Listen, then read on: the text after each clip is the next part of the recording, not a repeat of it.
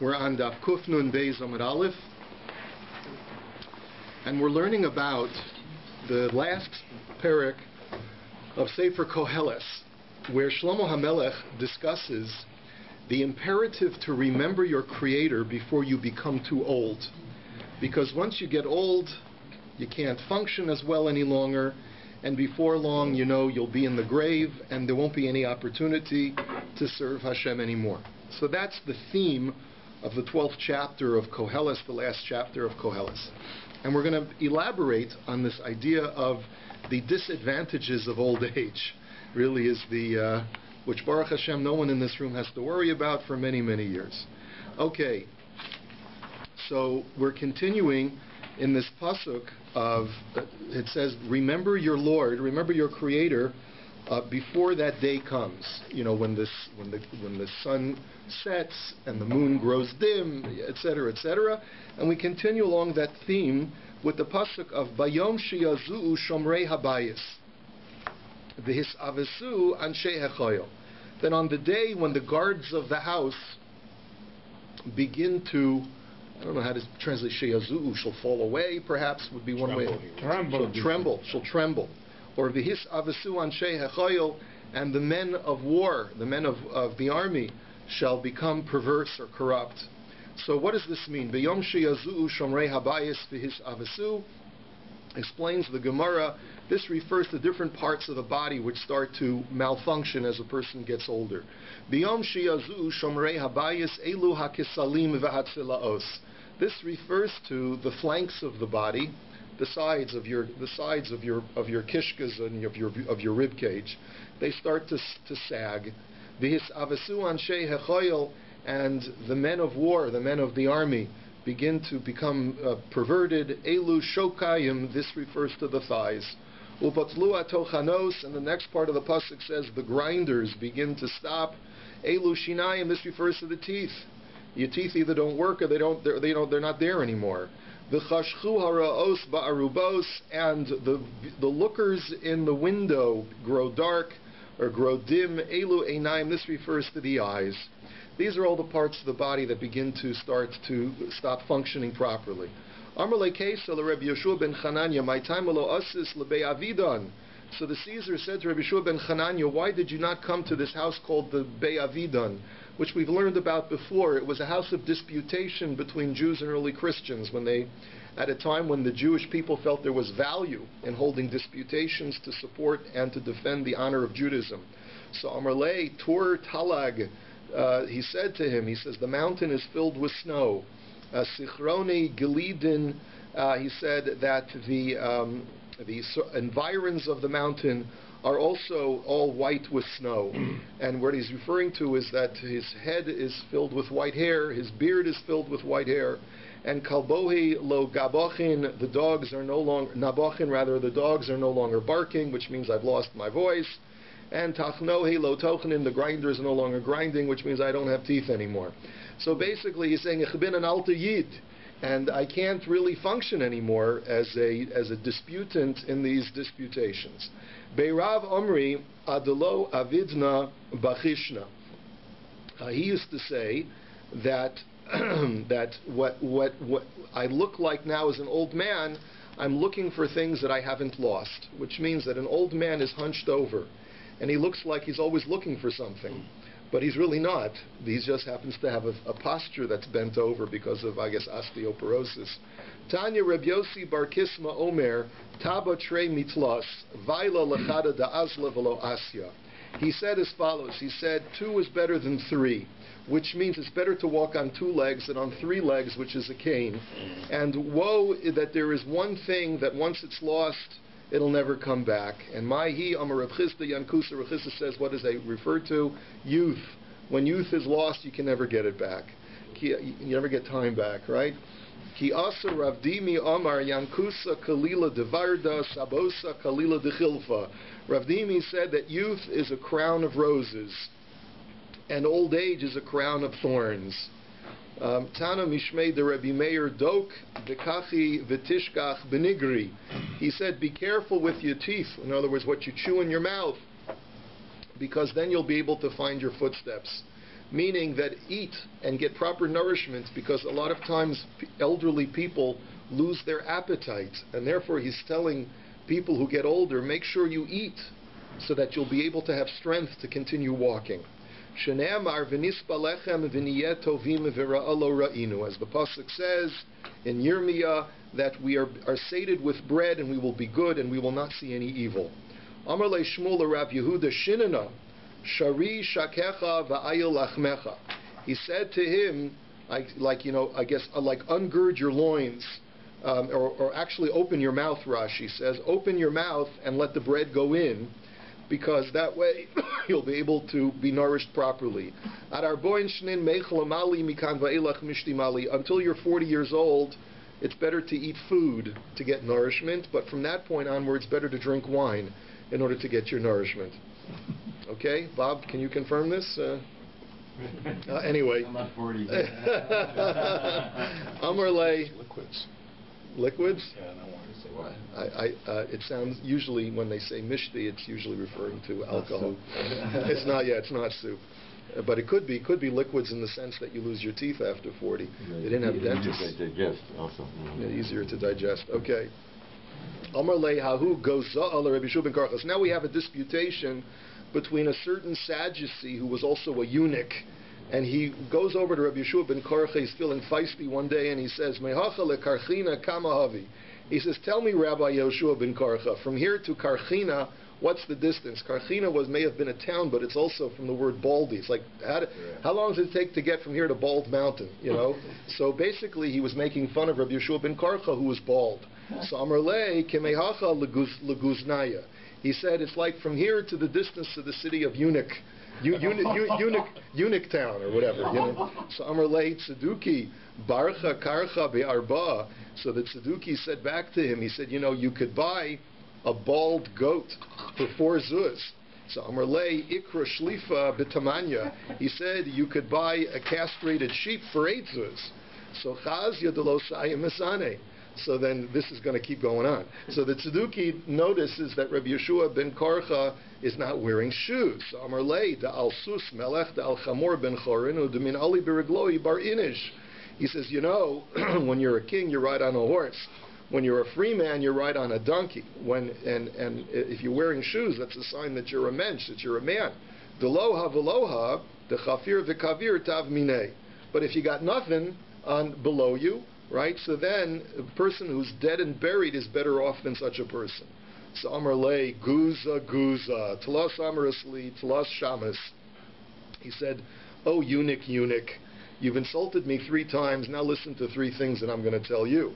So hadras panim zakan.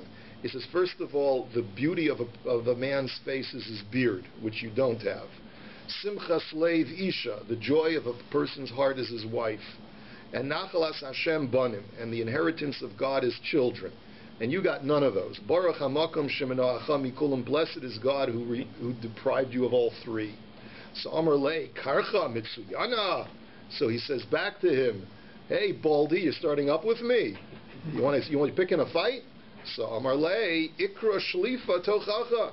He says, oh sterile one, you're the one who started up with me. In other words, you decided to pick the fight. So if you can give it out, you got to be willing to take it. So Amar le Rabbi, that's the end of the conversation. Now obviously there's great depth and more esotericism to this Agadata, which we will not be able to plumb today. But at least the next time you meet a heretic eunuch, be prepared to know what to say. Amar le Rebbe, Reb Shimon ben Chalafta, mipnei malo hikbalnu panecha beregel kederech shehikbilu avosai la'avosecha. Rebbe says to Reb Shimon bar Chalafta, he says, why is it that we did not greet you in the same way on the Yontif, in the way that our ancestors greeted your ancestors? Now he's speaking euphemistically. He's really sort of offering a very soft critique to Rabbi Shimon ben Chalafta, who was his disciple. He says, your ancestors, when my ancestors were the Nasi, they used to come and greet my ancestors on Yontif with great honor. And how come you don't come to greet me on Yontif, which is the minhag that a student should come to greet the Rebbe? Amar le sloim nasu gevoyim. So he lets out, he goes, oi. He says, The rocks have become very big on the road. Karovim nasu rechokim, that which is very close is now a very long distance. And Rashi says that could be either taken literally, that it takes me too long to walk, or my legs, which used to be adjacent to each other, now I'm bow-legged and it's hard for me to walk because they're far apart from each other. And mishtayim nasu shalosh, and that which used to be 2 is now 3. I have to walk with a cane. And mesim shalom babayis bottle, and the thing that brings peace in the house, which is my guess what that is. Anyway, that doesn't work anymore. So anyway, the thing that creates harmony in my married life has stopped working, and so ich bin an alter yid. Okay, what do you want from me? Okay, we continue along in Sefer Koheles. And it says in Koheles, "V'sugaru dilosayim bashuk," that during this time of old age, speaking metaphorically, the doors of the marketplace have closed, and that refers to elu nikavav shel adam, that a person gets constipated in old age. That's referring to his intestines, which close up. They don't work as smoothly as they used to, which is why all the jokes about old people and prune juice.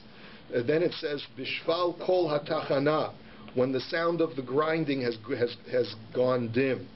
And which is this refers to? Bishvil kurkaban she'eno tochein. Why is it that the intestines don't work as well?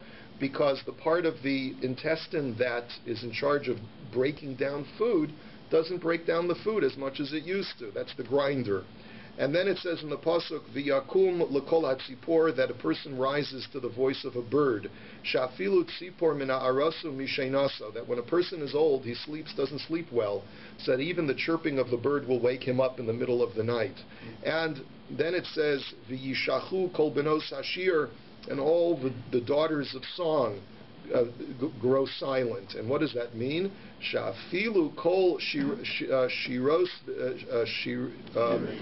I'm trying to look at the girsa here. What's the girsa? That he says sharim v'sharos, that all the voices of the male and female singers, domos alav kisicha, that at that point in his life he doesn't even benefit from music. It just all sounds like a bunch of people speaking. V'af Barzilai Hagiladi Amar LeDavid. Barzilai Hagiladi was one of David's elder advisors, and he said to him, "Ben shmonim shana anochi hayom." I'm 80 years old today. Ha'ida ben tov l'ra. Do you think I know the difference between good and evil? So mikan shadaito shel zakeinu mishtanos. You see from here that when a person gets elderly, his mind begins to change. It could be. Im yitam avdecha es asher ochal ve'es asher eshteh.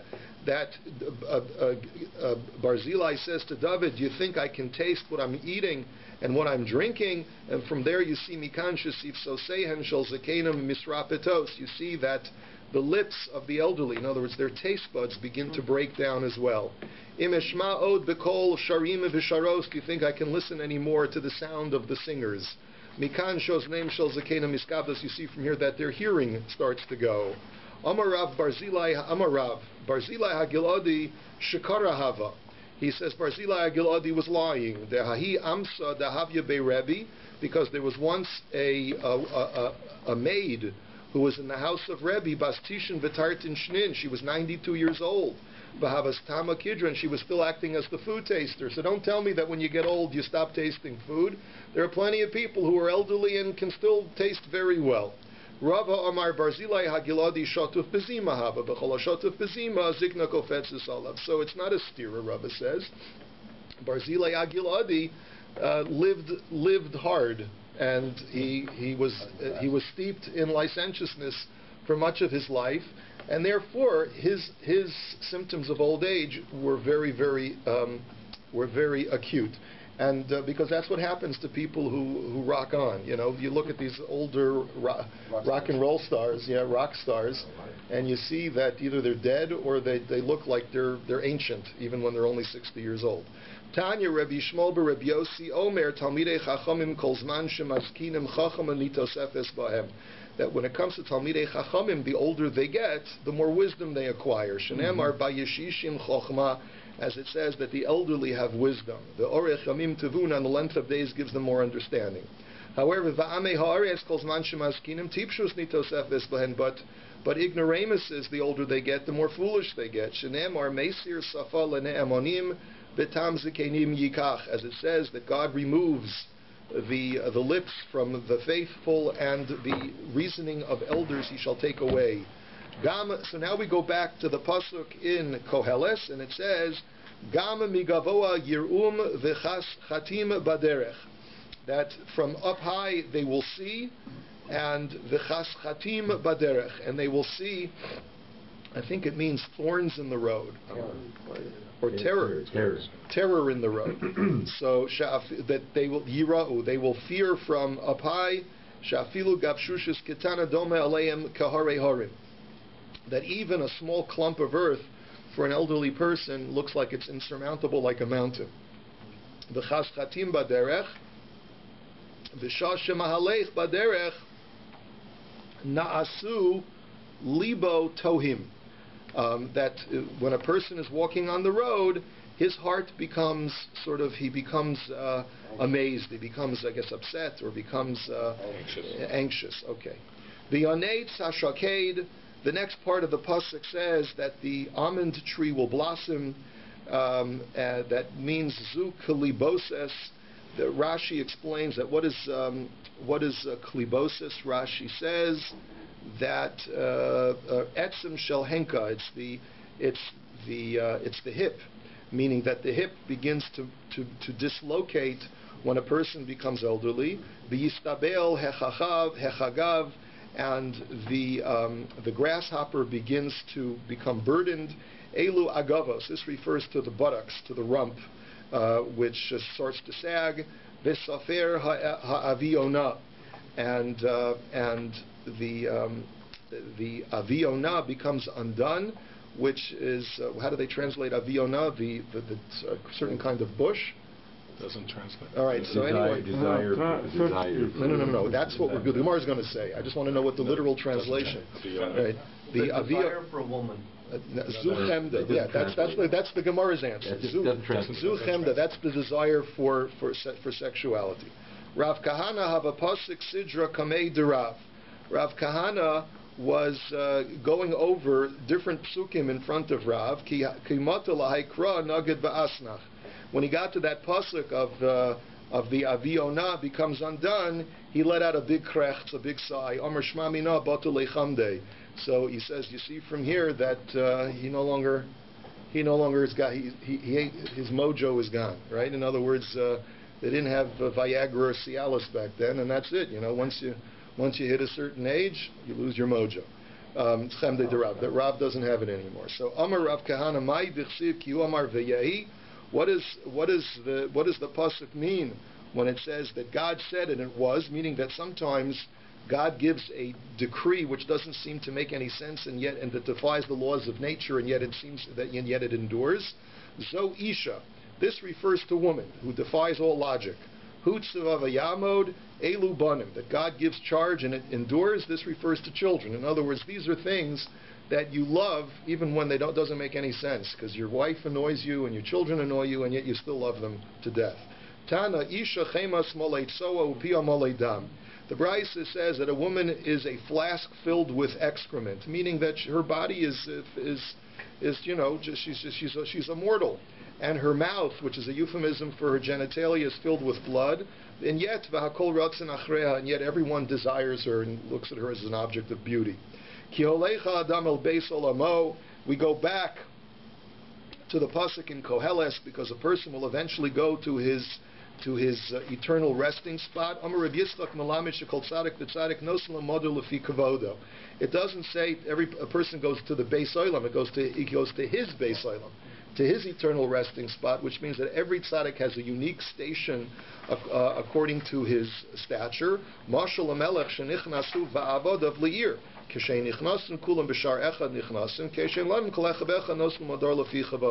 This can be compared to a king who enters with his entourage into a city. When he comes into the city, he comes in with everyone together. But when it's time to lodge for the night, they give the king lodging according to his honor, and everyone else according to their honor. So you see that when it comes time to leave this world, even though you come in, we all come into the world the same, but when we leave the world, Hashem gives us a station that is befitting to what we've achieved in life. V'amar Rabbi Yitzchak, Ma'idech siv ki hayaldus v'hashachrus havel. What does the pasuk mean when it says that youth and blackness is all vanity? Devarim shadam osa b'yalduso mashchirim panim la'ezik naso. That the wild oats that a person sows when he's young will blacken his face and age him as he gets older. V'amar Rabbi Yitzchak kasharim alameis kemachad bebasar. Now that we're talking about old age and death, let's talk a little bit about what happens after you die. That the worms, the maggots that eat your flesh when you're in the grave are as painful as needles to living flesh. Basar achai. Shenamar ach bisaro alav yichav. As it says, that however, his flesh will be painful to him, is what it says in Eov. Rav Chizda, I think that's in Eov, right? Okay. So, yeah. So, Amar Rav Chizda, nafsho shel adam yisabelas alav kol shiva. That a person, after he dies, he too, the neshama, is in mourning for the first 7 days. It's not just that the relatives are in mourning, but the person himself who has passed away is in mourning as well. Shenemar, v'nafsho alav te'abel, as it says in Eov, that his soul mourns for him. Uchesiv vayas la'aviv evel shivas yamim, and it says that Yoseph made for his father a period of mourning for 7 days, meaning that for his father there was mourning for 7 days. Amar Rav Yehuda meish she'en lo menachamim, holchin yud b'nei adam v'yoshmu b'makom. And as a result, Rav Yehuda says that if a person dies and he has no one to offer him words of comfort, then a person should get a minyan together. The community should get a minyan together and go to where the person lived and died and be menachem him, because nichum avelim is not just for the living; it's for the decedent as well. That you have to do nichum avelim for the person who has passed away. And Ahuda Shachav b'Shavavusei de Rav Yehuda lo hayu lo menachemim. There was a person who lived in Rav Yehuda's neighborhood, and he had no survivors to offer to sit shiva for him. So Kol Yoma Havadava Rav Yehuda be'asara v'Yosef b'duchdei. That every day Rav Yehuda got together a minyan, and they went to the guy's house, and they sat there. I guess maybe they either davened or said tehillim, whatever they did.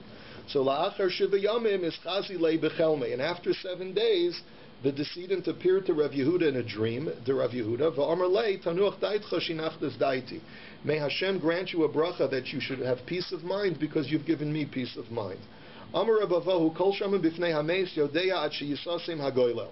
And Rabbi Avahu says that anything that is said in the presence of a decedent, the dead can still hear what's going on in this world for the first 7 days. So if you speak in their presence for the first 7 days after they die, they know what's going on. I'm sorry, Ad Shisasim Hagola, not for the first 7 days, but until the rock that rolls over the catacomb is closed. That is, they hear what's going on until that point. And Pligi Rabbi Chiya v'Rab Shimon b'Rebbe Chad Omer Ad Shisasim Hagolol v'Chad Omer Ad Shisachal Habasa. The machlokas is, how long are the dead still cognizant of what people are speaking about in this world? So one Manda Omer says until the round stone is rolled over the catacomb, and the other Manda Omer says no, it's until the body decomposes, which is a much longer period. So Manda Omer ad she'isachel habasar dichsiv ach b'saro alav yichav v'nafsho alav te'abel. It's again from the pasuk in Eov. He says, look, it says that as long as the flesh is decomposing, a person mourns for his soul. So therefore you see that a person remains attached to this world so long as his body is still decomposing. And man damar ad shisasim agolo dichsiv yashuv ha'afar al ha'aretz k'shehaya. If you learn that it's once the grave is closed, it's because he learns it from the pasuk that says that once the body goes back into the earth, into the dust, so then his soul goes up to Hashem, and his soul shall be bound with the eternal bond of life, is what the rest of the pasuk says. And therefore you see that his neshama forgets about it once he's dead and buried. Tana Rabbanan v'haruach tashuv el ha'elokim asher nisana. That it says, we're going further in Koheles, that the spirit, that the person goes v'yashov ha'alafar ha'aretz, that the dust goes back into the ground, and the spirit returns to God who gave him the spirit in the first place. Tenelo kemoshin esanalach b'tahara afata b'tahara. that what we see from this pasuk is that just like God gave you your soul, that's the way you have to return it. God gave you a pure soul, you have to return your soul with purity to Hashem. That this can be compared to a king who decided to take regal, very expensive regal clothing and gave it to all of his servants.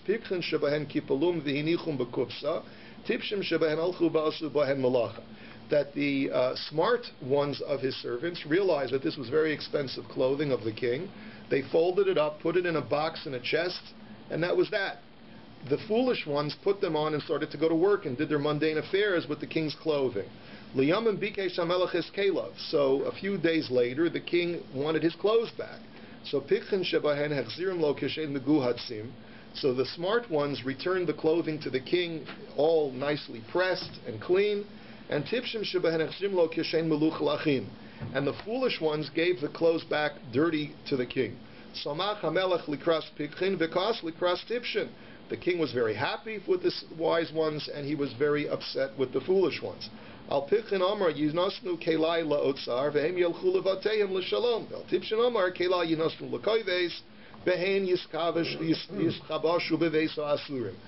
the wise ones, he said, look, let my clothing that I lent them go back to my treasury, and these people can go in peace to their homes.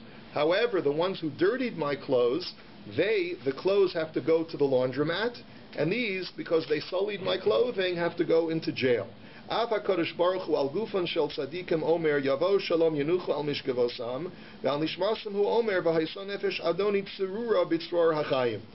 it would seem to me that the clothing is in mashal for the body, and the person is a mashal for the soul, because Chazal many times compare the body to a garment that a person wears. So therefore, the clothing as I treated my body with tahara, with purity in this world, and therefore my body goes with purity back to the ground, and my neshama can go back to its house, which returns back to the eternal bond of life to HaKadosh Baruch Hu. However, as it says, my soul shall be bound with the eternal bond of life. But al gufan shel rishaim hu omer ein shalom amar Hashem la rishaim ve'al nishmasan hu omer ves nefesh oivecha yikalena b'sof kafach kola. And for the wicked, however, since they dirtied their clothing, they misbehaved with their bodies, the bodies have to go to Gehenna and be sort of processed and cleansed and purged, or could be referring to a certain more earthy component of the soul. And the holy neshama has to be imprisoned, so to speak, by being thrown around back and forth, as the pasuk says, with this fate called kafakela, which is by being thrown around by the hollow of the sling. Tanya Rabbi Eliezer Omer Nishmasan Shel Tzadikim Genuzos Tachas Kisei HaKavod. Rabbi Eliezer said the soul of the righteous is hidden and is stored underneath God's divine throne. Shenemar v'haisa nefesh Adoni tzirur b'tzur achayim. As it says that the soul of my master shall be bound with the eternal bond of life. V'shal rishoyim zomamos v'holchos. But the soul of the wicked is zomeim. Rashi explains what does zomeim means. It wanders, I think, and it continues to be sort of restless and wandering. So, and as it says, umalach echad omeid b'sof ha'olam, umalach echad omeid b'sof ha'olam, u'makal nishmasin zelazeh. As it says that one angel, I'm sorry, it doesn't say it, but it's the Gemara says it, that there are two angels on two opposite ends of the universe, and they constantly are tossing the neshama of the wicked from one end of the world to the other, meaning there's this restlessness and this no sense of rest for the Rasha. Shenamar besnefesh oivecha yikalena b'soch kafa kola. That's the pasuk. Amalei Rabbi l'Rav Nachman shel beinonim mai. So Rabbi says to Rav Nachman, well, what's the fate of people who are neither complete Rishoyim nor complete Tzadikim? What happens to them? So Amar Lei, so he says, Ilu lo shachivna lo amri lechu haimilsa. There's a question about how to actually be gores the following Gemara. It's either that Rav Nachman was already deceased when Rabbi asked him this question, and therefore he said to him, were it not for the fact that I was already dead, I wouldn't be able to answer you to this question. And Hachi Omar Shmuel, Elu ve'elu leduma nimsarim. Halalu yesh lemanoach, halalu ein lahem manoach. And he said to him, my experience by the name of Shmuel is that both Beinanim and Rishayim are given over to the authority of an angel called Duma, who is in charge of the souls of those who are not completely righteous. But for the completely wicked, they have no rest. They have to be slung back and forth in this kafakela description. And the Beinonim at least have some rest, even though they can't be by Hashem's kisei hakavod, but at least they are able to have some level of respite in the afterlife. It could also be that Rav Nachman is alive, and he says that when I die, I'll be able to tell you more precisely, but yet Shmuel says, etc., etc. So Amar Rav Mari, Asidin Sadikim Dahavu Afra. Rav Mari says that even the righteous will decompose into dust. As we learned in Koheles, that the dust will return to the earth as it was. Now the Gemara tells us an amazing story. Truly one of the most amazing narratives in all of Shas. There were these dirt diggers. I was maybe hired to dig a trench, whatever it was, and they were digging on the property of Rav Nachman. Nochar Behu Rav Achai Bar Yoshia. They're digging, and all of a sudden they hit a body, and the body snorts at them. Makes some kind of noise with his nose to acknowledge that he is conscious. And so Asu v'Amar Leila Rav Nachman. They, of course, are frightened out of their wits, and they run to Rav Nachman and they tell him, "We just found the body, and it seems to be animated." So Nachar ben Gavra. So Asu v'Amar Leila Man Nihu Mar. So Rav Nachman comes to the trench and he says, "Who are you? Who are you, sir?" Amar Le, Ana Achai Bar Yoshia. So he says, "My name is Achai Bar Yoshia." Amar Le, V'lav Amar Rav Mari Asidi Tzadiki Dahabu Afri. He says, "Well, if you're Achai Bar Yoshia, who passed away generations or years and years ago," he says, "doesn't Rav Mari say that even the righteous return to dust? So how come you're not decomposed?" Amar Le, Umani Mari Delo Yadanale. Who's Mari? I never heard of him. In other words, he lived after I died. I'm not beholden to anything that he says. So he said, well, Rav Mari quoted a pasuk in Koheles. It says that everything returns back to its original state of earth. So Amar Lei, the akrayach Koheles lo akrayach Mishlei. He says, whoever taught you Koheles obviously didn't teach you Mishlei, because it says it says in Mishlei that the decomposition of bones is a result of jealousy. Only people who experience jealousy in life, only does their body decompose. But if a person was never makane in his life, so then his body does not decompose. So then Rav Nachman felt him, he touched his body, and realized that it wasn't just a ghost, this man had substance to him. He was still complete and intact. So Amar Le Komar Legave Debesa. So he says, Rav Achai, why don't you get up and get out of the grave and just go home and continue living? So Amar Le Golis Adaitach Dafilu Nevi Lo Karis. So Rav Achai tells him, you've just demonstrated that you've never even learned Nevi'im. Not only did you not learn Mishlei, but even Nevi'im you didn't learn, because it says in Yecheskel, Desiv Yidatem Ki Ani Hashem. It says, you shall know that I am the Lord when I open up your graves. Meaning that the person who's already deceased, even if his body is still animated, does not have permission to leave his grave until Hashem opens it up at the time of Tchiyas HaMesim. But what about the pasuk in Genesis that says, you are dust and to dust you shall return? Now the question, of course, is, in this whole Agadata, why wasn't this the first pasuk that was quoted? Why quote first a pasuk in Koheles and not a pasuk in Bereshis? It doesn't seem to make any sense. We won't have a chance to answer that today.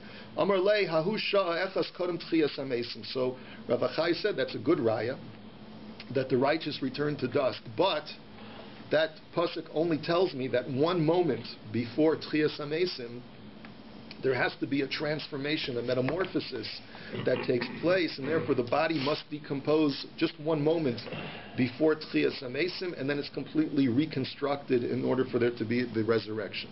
Amar le hahutztuki l'Rebbe Avahu Amrisu nishmasin shel tzadikim genuzos tachas kisei hakava. So a certain Sadducee who denied the afterlife once scoffed to Rabbi Avo, and he says, you say that the souls of the righteous are hidden beneath the divine throne. So uba tamya hecha aske lishmuel benegida. So what about the story in Sefer Shmuel, which says that there was a necromanceress that was able to summon in a seance the soul of Samuel the prophet?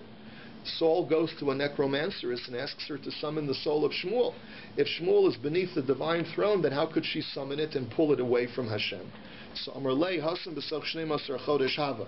He says that's because it was within the first year after Shmuel had died, and during the first year the soul does not find its final resting place, which is why during the first year you say Kaddish for a parent to help the neshama get to its final resting spot. The Tanya kol yud beis chodesh gufo kaim v'nishmosa ola v'yaredes. That during the entire 12-month period, the body still remains intact, it hasn't decomposed yet, and therefore the soul is constantly going up and down, conflicted whether to go up to Hashem or to stay with its body. But la'achar yud beis chodesh, but after 12 months, haguf batal, the body has fully decomposed, v'nishmasa ola v'shuveina yaredis, and the soul therefore can go up and it doesn't come down. We'll just go a few more lines.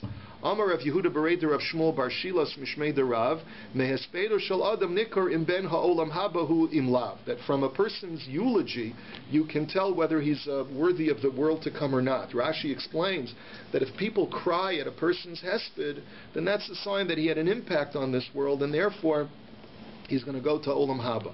So frak the Gemara, is this really so? V'hamar le Rav le Rav Shmuel Bar Shilas achim behespeda dehasam ka'imna dehasam ka'imna.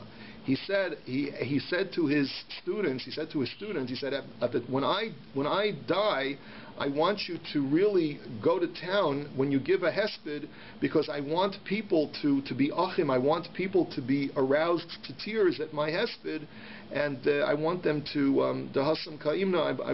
Rashi explains that I'm going to be there at the time of the hesped, and I want to be able to hear how people are going to cry. So make sure you're really schmaltzy at my levaya. So the Gemara says, what's the kasha? You see from here that why was Rav so concerned about his hesped?